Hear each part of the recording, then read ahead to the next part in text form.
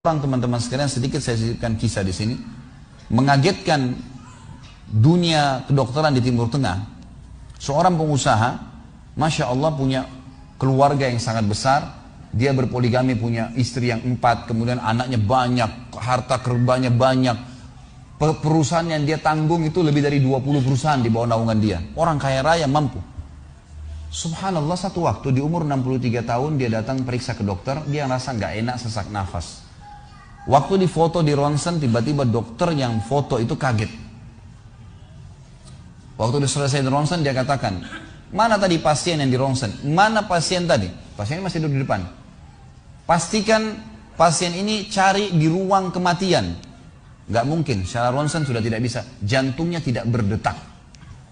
Orangnya tidak berdetak jantungnya. Subhanallah, pada saat dicek ternyata tidak berdetak betul. Ditanya, mana? Dokter ini tidak percaya. Dia teriak, dia mengatakan ada orang mati baru di ronsen tapi bernafas, gitu kan. Dia panggil telepon teman-teman spesialisnya, kemudian ditelepon, datang. Kemudian dikasihlah gambar tersebut kepada temannya mengatakan, mana jenazah ini? Kata temannya, dokter yang satu yang foto pertama, ini bukan jenazah, ini orang yang lagi duduk. Kaget dokter yang kedua, jantungnya tidak berdetak secara medis, nggak mungkin bisa hidup. Bagaimana ceritanya nih? Dipanggil, apakah ini punya Anda? Dia bilang, iya ini punya saya. Dicek lagi kedua kali, benar. Dua-dua dokter ini tahu secara teoritis, shock. Ini nggak mungkin orang mati nih. Nggak ada ceritanya nih. Dipakai alat USG pun jantungnya tidak berdetak. Kok bisa hidup nih? Bisa ngobrol.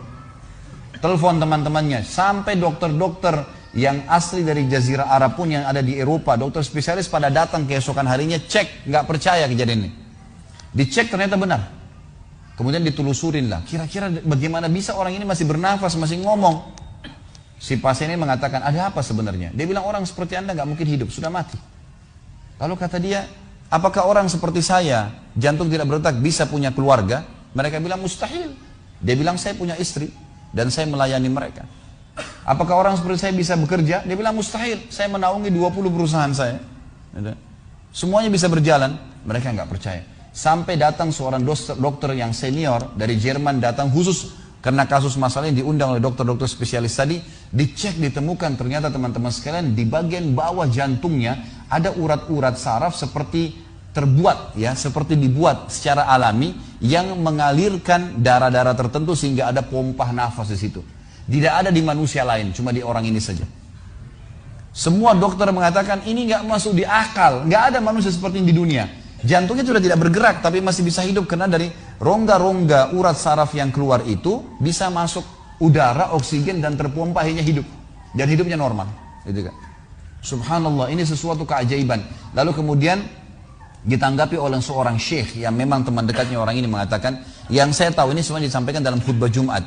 Lalu dia mengatakan, yang saya tahu orang ini tidak pernah ketinggalan puasa Senin Kamis, tidak pernah ketinggalan puasa Iyamul Bid. Semua puasa sunnah dan wajib dijalankan. Dan tidak pernah buka puasa sendiri, pasti buka puasain orang lain. Tidak ada kegiatan sosial, buat gali sumur, bangun masjid, bagi kitab Al-Quran. Tidak pernah kecuali dia ada di situ. Walaupun andilnya tidak besar, tapi selalu ada. Orang tuanya selalu dibaktiin, selalu bersedekah, selalu kalau datang kepada saya diskusi tentang masalahnya orang. Ini ada tetangga saya punya masalah begini, bagaimana jalan keluarnya secara syariat, dan seterusnya. Hidupnya sibuk dengan ibadah kepada Allah Subhanahu Wa Taala. Allah ciptakan urat saraf khusus sehingga bisa terpompa, ya, udara masuk ke jantungnya. Tidak ada operasi. Ini yang dikatakan yaj'al min amri yusra. Mudah, aneh, dokter nggak masuk di akalnya. Dan ini banyak orang subhanallah lupa dengan Allah Azza wa Jalla. Subuh besok insya Allah kita akan bahas lebih jauh masalah itu.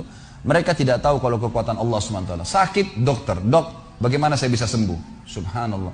Sebelum pergi akhi, ukhti, bilang, ya Allah, jadikan dokter ini penyebab saya sembuh. Sembuh insya Allah. Tapi kita tidak bergantung pada manusia.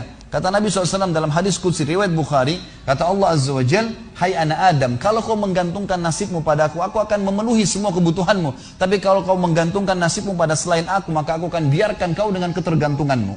Ya udah, terserah kamu. Tidak akan bisa ditolong, gitu kan?